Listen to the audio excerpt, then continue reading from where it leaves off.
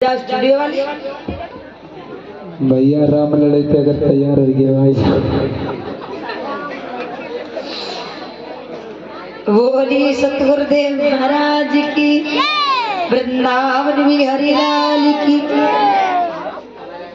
आइए देखते भैया पंडित जी जी अपने पास में नए में बैठे उधर साउंड वाले इतने वाले जी सफेद अंगूठा वाले प्रधान है प्रधान हो चाहे नेताजी हो, लेकिन जो बात है वो तो कही जगह है। कहले बताए थे कहले लास्ट दिन है दोबारा साउंड नहीं ले खत्म कर ले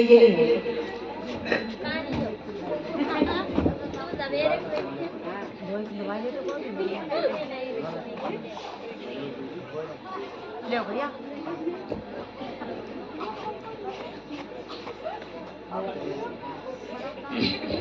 तो जे हमारे भैया ना है सुन वाले इनकी एक शादी ना है दुई हुई गई दुई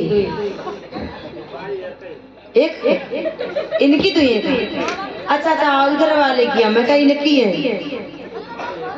अच्छा तो उनकी है हमें पता ही ना जे बता रहे थे पंडित जी। तो भैया इनकी बीवी है, इनकी आपस में लड़ाई झगड़ा बहुत होती। हाँ तो लेकिन जैनाइन की तरह एक भैया रहा है, आपस में लड़ाई झगड़ा बहुत हुए।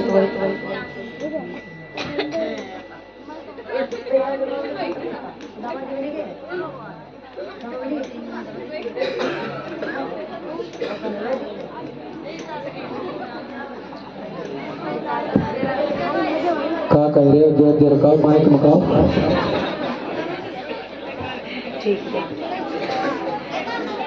तो भैया आपस में लड़ाई झगड़ा होते।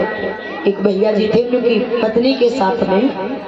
तो एक दिन की बात उनकी बीवी जो रहे गुस्सा नहीं, तो जब गुस्सा भई पंडित जी तो उन्होंने थाली तैयार की, आरती सजाई, जाए के कमरा में पहुंची, अपनी सास और ननद को गाली देती हुई बोली। क्या बोली सुनो।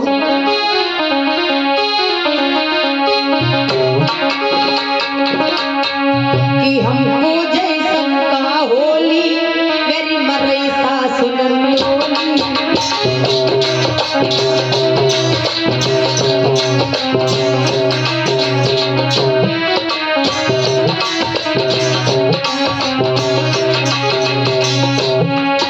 भैया उनकी और उनकी पत्नी में लड़ाई भरी तो वे अपने सास और नंद को गाली देने लगी। बोली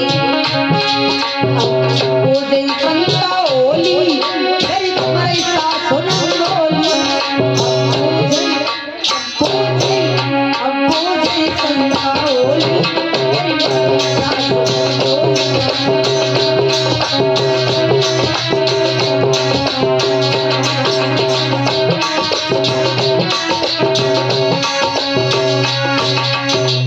जैसे गाली गाई हप्पू जैसन का होली मेरी मरी सास नंदोली तो ले उनके पति मारा जाएंगे। जैसे उनने आवाज सुनी दरवाजे पे खड़े हुए गए, तुरंत वापस लौट गए। जाके खेतन में पहुंचे। बोकावत पंडित जी वो कटीला का कोदत ऊट कटा दो। अब जाए के कटीला के फूल तोड़ी लाए। अब जैसे ही तोड़ी लाए अब बेगुन ने तैयार करी थाली। अब बेग बाई कमरे में बेग आए रही हम पूजे शंका होली मेरी मरई सास नंदोली। अब उनके पति महाराज का बोले सुनो कि हम पूजे ऊट कटारो मेरो मरई ससुर औसारो।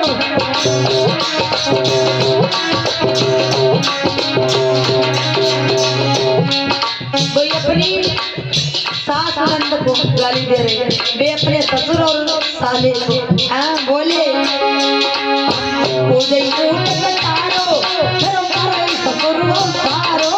अब पूजे ऊट कटारो मेरो मरई ससुर औसारो।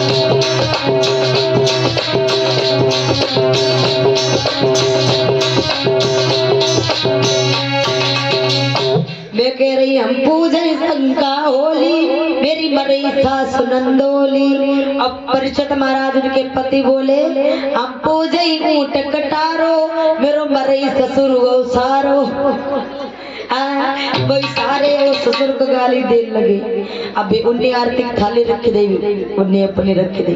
बोले ना लड़ाई चल रही, तुम्हारा ब्याह होगा ना है अबे ना। अच्छा अब कहने लगे भैया जब कुछ देर के लिए बाहर चले गए, सोचने लगे चलो कोई बात ना है, अब थोड़ी देर बाद तो सलाह हुई जाएगी। अब कुछ देर बाद बेचारे लौट के आएगा, शाम होगी धीरे धीरे। लेकिन भाई देवी जी गुस्सा के मारे फूली घूमे, उन्हें खाना वाना नहीं बनाओ। अब एक कहने लगे तुमने खाना नहीं बनाओ, तो उनकी पत्नी बोली सुनो खाना का बना मैं, आज मेरे सर में दर्द हो रहा है। कहने लगे चलो दवाई लिया। मैं बोले ना एक बाबा जी आए थे, उन्हें जा बताई। और परिचित महाराज एक बात है, गांव बाबा जी ना बच्चा मांगन वाले आए जाए, हाथ नहीं देखने लगे। तो जी माता बहने हाथ दिखाने बहुत आगे रहते हैं। हाँ मेरो देख लो वहां तो कैसी किस्मत है। अब कान लगी कि देखो हमने हाथ दिखाओ, तो बाबा जी कान लगे ऐसे तो बिटिया ना ठीक हुई हो, ठीक हो जाइयो, तुम्हारे पति जो है वे अपनी आधी मुछ मुड़ाई दे।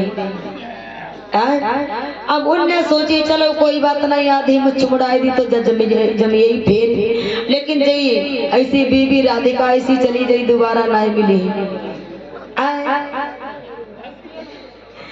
तो उसी समय अब भी पहुंचे जाए के मार्केट में, नाई की दुकान पर अपनी आधी मुझसे सफा कराई है।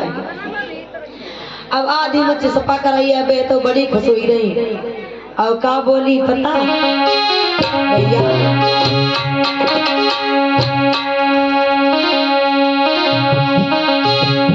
कि मैंने अपनी टेक निभाई, सैया की मुझ मुड़ाई।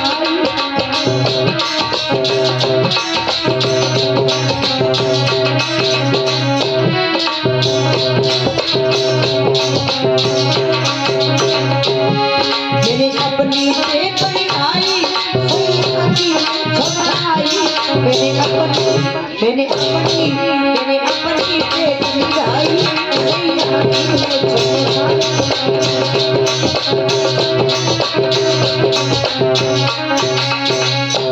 अब आधी मुझे सफा कराई के आई रे। और जैसे उनकी पत्नी देखो सोई गाउन लगी, मैंने अपनी टेक निभाई, सैया की मुझ मुड़ाई। अब वही आगे घरों बनाई घुसे, सीधे चले गए अपनी ससुराल। परिचित महाराज जब अपने ससुराल गए, अब भाई से तो जात थे खूब अच्छे से कपड़ा पहन के, 500 रुपया किले वाली मिठाई लेके। और आज वही दमाद ऐसे पहुंच गए। हाँ जब खेतन में पहुंच गए और उनकी सास देखो लला कैसे आए। अब लला कहने लगे आए का अम्मा तुम्हारी बिटिया बहुत बीमार है। तो कहने लगे ठीक ना करा, पर ठीक का करा मैं, एक पंडित जी आए रहे, उनने कोई तुम्हारी बिटिया तो ठीक हो जाई, तुम्हारे पति महाराज अपनी आधी मुझ सफा कराई ले, देख लो आधी मुझ गायब बिल्कुल। तो ठीक कैसे हुई? तो बे कहने लगे देखो ठीक तो हुई जी भाई, बाबा जी ने बताई तुम्हारे पति अपनी आधी मुझ और बिटिया के जो मैके वाले हैं, बिटिया की मम्मी पापा भैया भाभी चाचा चाची सब लोग अपने घुटमंडल मोचे उसे मुड़ाई डाले। अब अम्मा ने सोची अरे जी कनो खपड़ी उठाई दी तो फिर जी बार जमिए ही, लेकिन हमारी बिटिया मर गई तुझे दोबारा कहाँ ऐसी मिली। परिचित महाराज अब उनकी अम्मा ने और उनके पापा ने भैया ने भाभी ने चाचा चाचे ने ताऊ ताई मतलब पूरे परिवार भरे जो खपड़ी के बारे मुड़ाए, और जो जेंट्स थे उन्हें खपड़ी और मोचाई ऊंचे सब सफा करवाई दी। अब जैसे ही जाए रहे ससुराल की तरफ, परिचित महाराज रास्ता में नदी एक और पत्ती रहा है, तो नदी के पास से नीचे से गुजरे तो उजरिया को महीना रहा है, उजरिया आती तो और उजरिया में पंडित जी जाए तो जा लगे उजरिया में गोल गोल कदुआ ऐसे लुढ़कता ही रहे। अब वही अपनो बे गाना गाई रहे, कौन सा कि मैंने अपनी टेक निभाई सैया की मुस्कुराई।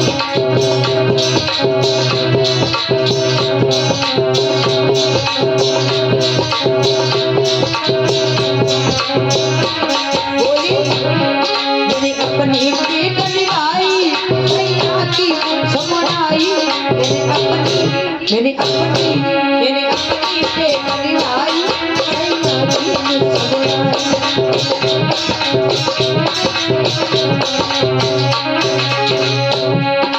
अब तोलेवन के पति महाराज धीरे धीरे पहुंची आए अपने घरे, द्वारे पे आई गए और उनको गाना चलो मैंने अपनी टेक निभाई सैया की मुझ मड़ाई। अब द्वारे पे आए आवाज लगाई क्या तूने अपनी टेक निभाई और मेरी मुझ मड़ाई।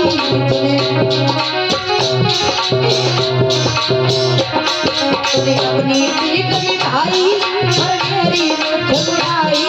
पीछे कान के तनक पीछे मुड़ के तो देखो बोले नक पीछे देख लुगाई बाबुड़िया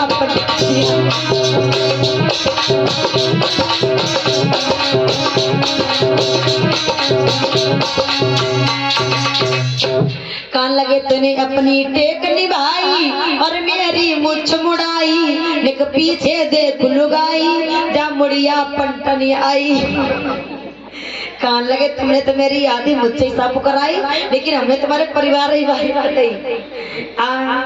अब जैसे ही भैया मुड़ के देखो तैसे ही गजब हुई वो। अब उसे ही दिन से उनकी कबो लड़ाई बनाई भाई। तैसे समझ के रहियो ठीक लड़ाई नहीं करियो। बोलिए गोविंद भगवान की वृंदावन बिहारी लाल की।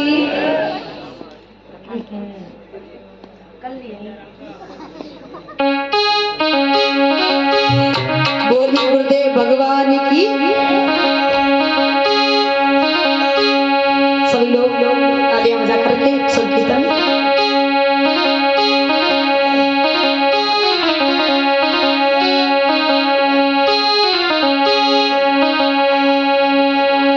कहना है क्योंकि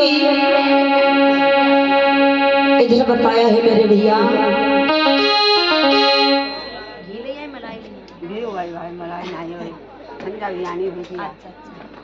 क्या नाम है अम्मा किनके घर से पमन का वहाँ पोटेदार हाँ मम्मी और पवन भैया जी की मम्मी की तरफ से ये लेकर के आई हैं भगवान की ज्योति जलाने के लिए।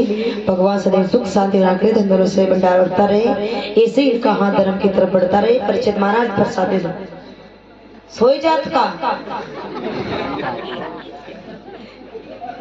सोई जात की खोई जात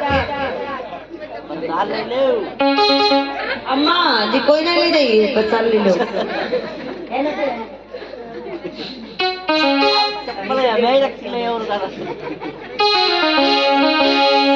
गुरुदेव भगवान की